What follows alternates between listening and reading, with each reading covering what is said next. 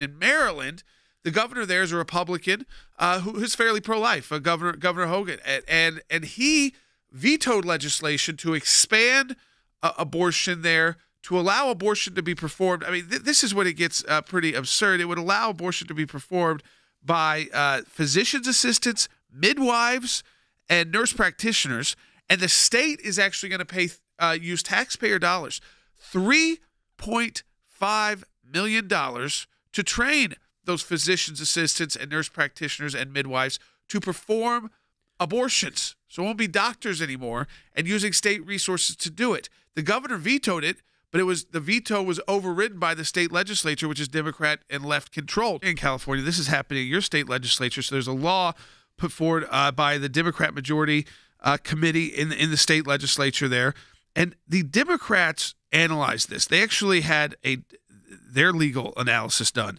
And this is what they said, quote, "The perinatal death language could lead to an unintended and undesirable conclusion." They go on. This is Democrats. Okay?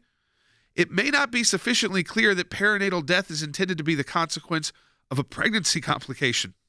Thus, this bill could be interpreted to immunize a pregnant person from all criminal penalties for all pregnancy-related outcomes, including the death of a newborn for any reason during the post-pregnancy period after birth, including a cause of death which is not attributable to pregnancy complications, thus child abuse, Yes.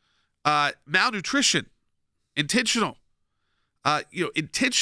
killing that child would not be covered because they're using this new term, which we've been pointing out in Maryland, California, perinatal, which is at birth and post-birth.